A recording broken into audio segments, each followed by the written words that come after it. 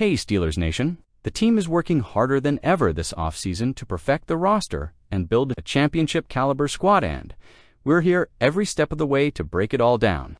So before we dive into today's massive update on TJ Watt's future and Jalen Ramsey's long-term fit, go ahead and hit that like button and subscribe if you're on the Steelers making a serious run in 2025. You won't want to miss what we've uncovered today. Let's start with what might be the most shocking twist of the offseason so far. J. Watt's contract drama has taken a wild turn, and it could redefine everything we thought we knew about the Steelers' 2025 plans. As of mid-July, with preseason less than a month away, TJ Watt still hasn't signed a new contract. This isn't just a small hiccup, it's become the most tense, most closely watched negotiation in Pittsburgh. Watt is not just another player, he's the face of this defense.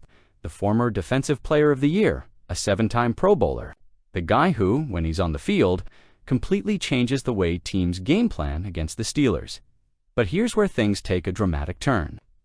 According to Mark Kaboly of The Athletic, speaking on the Pat McAfee Show, the Steelers are now doing due diligence and fielding calls to check on Watt's trade value.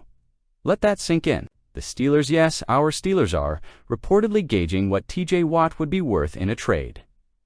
Now, Kaboly didn't say a deal is imminent. In fact, he stopped short of confirming anything outright. But the fact that this is even being discussed publicly is a seismic shift.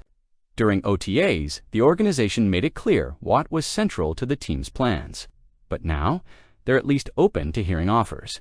So what does this mean?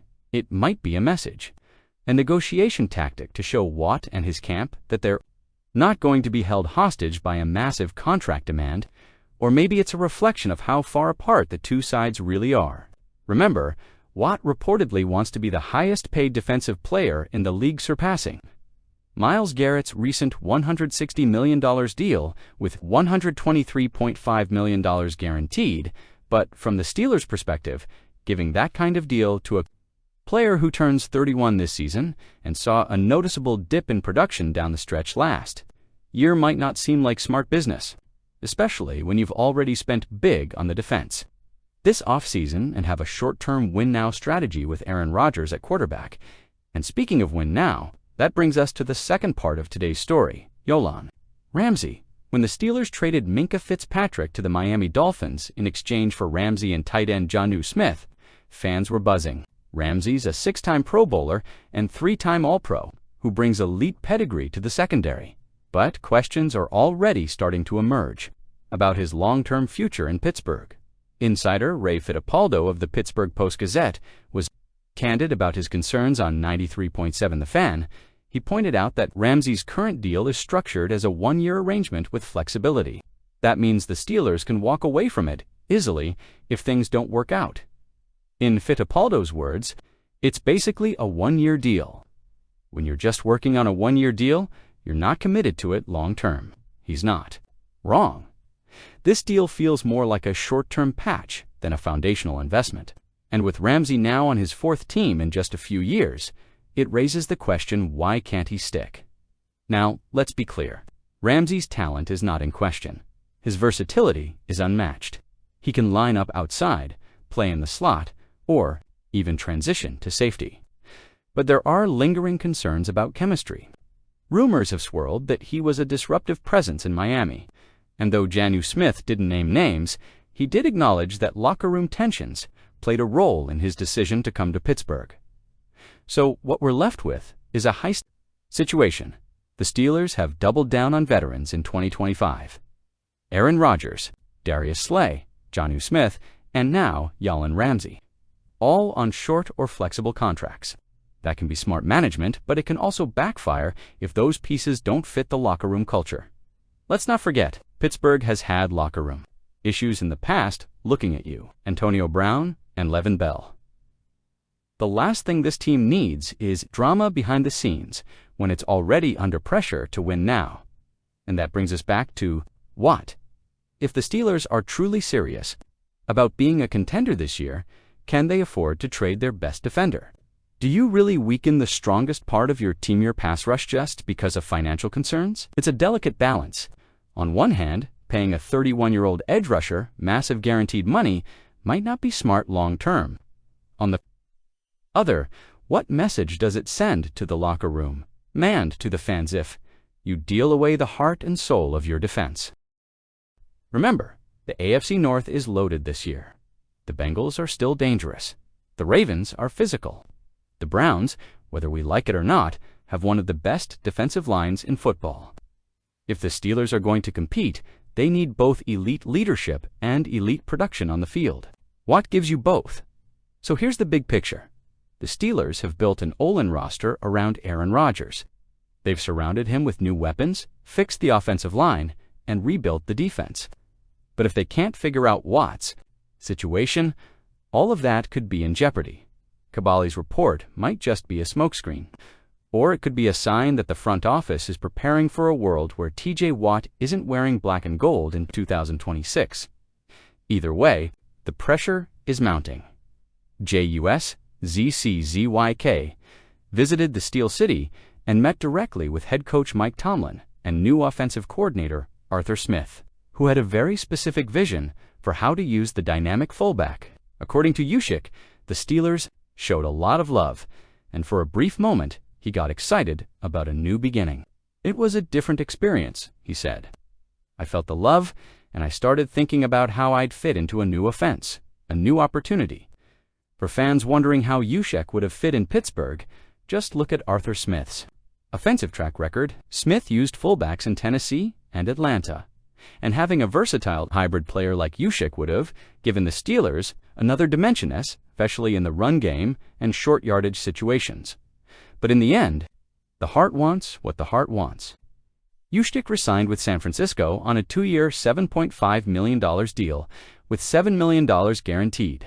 I couldn't see myself anywhere else, he said. With Christian McCaffrey returning and the Niners eyeing another Super Bowl run, Juszczyk felt it was best to finish what he started out west. Still, the fact that he seriously considered Pittsburgh and felt that level of excitement says a lot about the Steelers' culture and vision.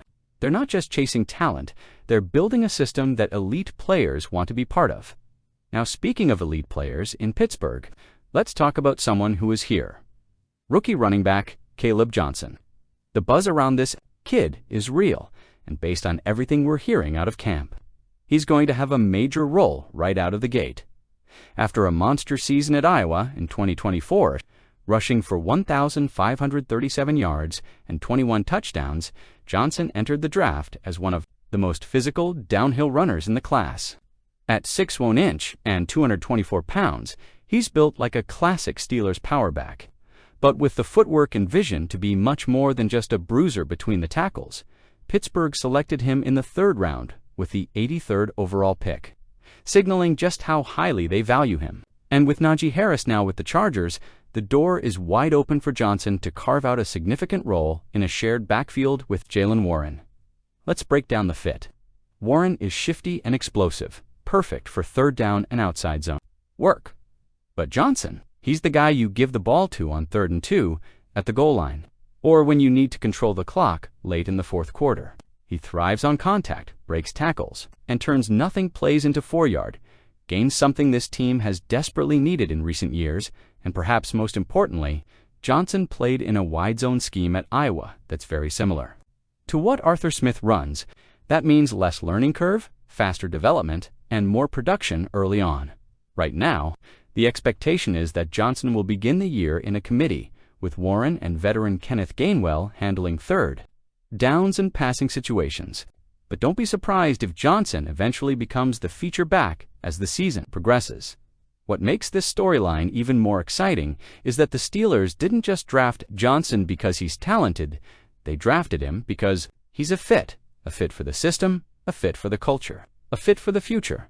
So when you look at the big picture, it's easy to see what the Steelers are doing. They nearly added a Pro Bowl fullback to support the run game.